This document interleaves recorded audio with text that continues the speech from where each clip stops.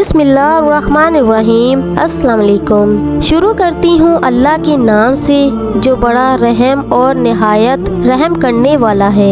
ये वाक़या है एक गरीब मोमिन हज का, तो इस वाक़ये को आखिर तक ज़रूर देखिएगा और साथ ही साथ मेरे चैनल को सब्सक्राइब करना मत भूलिएगा। तो दोस्तों, पुराने वक्तों की बात है, इराक के एक शख्स ने हज का इरादा किया, जिसके लिए इसने अपनी मेहनत मजदूरी करके हज के लिए रकम जमा की। और आज के दौर की तरह उस वक्त भी लोग काफ़िले लेकर रवाना होते थे। काफ़िले के अफराद को जमा करने के लिए एक इंतज़ारगाह बनाई गई थी, जो कि इसके घर से कुछ ही दूर थी। रवानगी के वक्त ये शख्स रोज़ अपने घर से इजाज़त लेकर निकलने लगा। अबरते जज्बात ने सबके आंसू निकलने लगे और सब ने इसे दुआएं और नेक इरादों के साथ इसे रुखसत किया। इस शख्स के घर और इंतज़ारगाह के दरमियान एक जंगल पड़ता था। ये शख्स तेज़ कदमों से जा रहा था कि जंगल से कुछ पहले एक घर से अचानक एक औरत और बच्चों की रोने की आवाज़ सुनकर इसे चौंका दिया। उन आवाज़ों में इतना दर्द था कि इससे रहा ना गया। वो शख्स घर के करीब गया और कान लगाकर खड़ा हो गया, तो उसने सुना कि वो औरत रो भी रही थी और साथ ही साथ अपने बच्चों से कह रही थी कि बेटा, आज मेरे पास तुम्हें खिलाने के लिए कुछ भी नहीं है। जो कुछ भी था सब कुछ ख़त्म हो गया है। बच्चे भूख और प्यास से बिलक बिलक कर रो रहे थे और दूसरी तरफ किसी गैबी मदद का मुंतज़र भी थे। आखिरकार इस शख्स ने आसमान की तरफ देखा और अपनी निगाहें की और अपने हाथ बुलंद करके अल्लाह ताला से कहने लगा, या अल्लाह, आज मैं अजीब दुराहे पर खड़ा हूँ। एक तरफ तेरी अजीम इबादत है और दूसरी तरफ ये बेबस ख़ानदान है। ना मैं तेरी इबादत छोड़ सकता हूँ और ना ही इन लोगों को इस हाल में छोड़ सकता हूँ। ए मेरे परवरदिगार, तू हिकमत वाला है, तू ही मेरी रहनुमाई करके मुझे बताओ कि मैं क्या करूँ।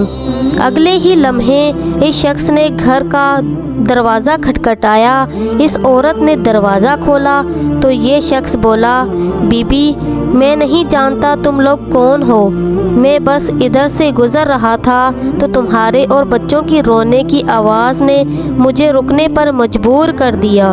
मैंने तुम्हारी सारी बातें सुन ली हैं। ये लो, मेरे पास कुछ पैसे और खाने की चीज़ें हैं, इनसे अपने और अपने बच्चों का खाने का बंदोबस्त कर लो।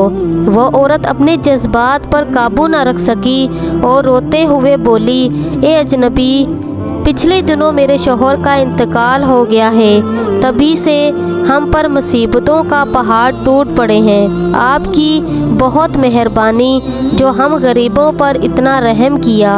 अल्लाह आपकी दीनी मुराद पूरी करे।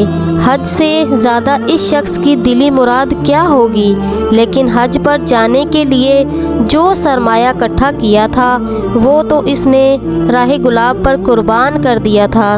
ये शख्स ना वापस जा सकता था कि घर वाले क्या सोचेंगे कि हज के बगैर वापस आ गया है। चुनाचा वो शख्स जंगल में छुपकर बैठ गया और हज के दिनों के गुज़रने का इंतज़ार करने लगा। कुछ दिनों बाद जब हज के दिन गुज़र गए और काफ़िले के लोग जंगल के रास्ते अपने अपने घरों को जाने लगे, तो ये शख्स भी चुपके से उनमें शामिल हो गया। तभी एक शख्स से इससे मुखातिब होकर बोला, जनाब, हज मुबारक हो। मैंने आपको फ़लाँ जगह आबे ज़मज़म पीते देखा था। कुछ देर बाद एक और शख्स बोला, मैंने आपको तवाइफ करते हुए देखा था। और एक शख्स और बोला, मैंने आपको शैतान को कंकरियां मारते हुए देखा था। गर्ज ये कि हर एक हाजी اس کی موجودگی کی دلیل دینے لگا۔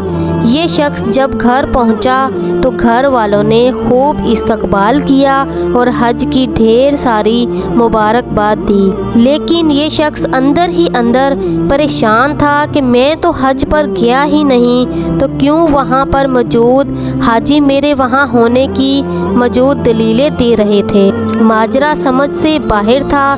اسی سوچ میں اس شخص کو نیند آ گئی اور وہ سو گیا۔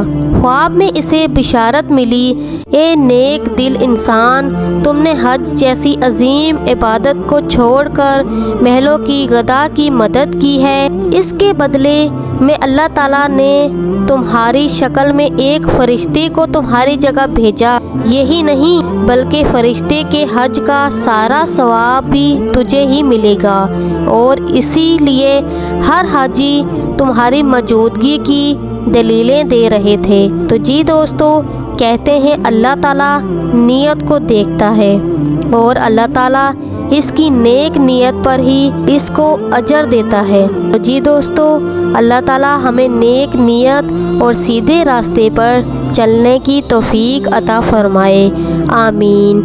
امید کرتی ہوں آج کا واقعہ آپ کو پسند آیا ہوگا۔ اگر آپ میرے چینل پر نیو ہیں تو جلدی سے سبسکرائب کر دیں اور بیل آئیکن کو پریس کر دیں، اور اپنے دوستوں کے ساتھ شیئر کرنا مت بھولیے گا۔ ملتے ہیں نیکسٹ ویڈیو میں، تب تک کے لیے مجھے اجازت دیں۔ اللہ حافظ۔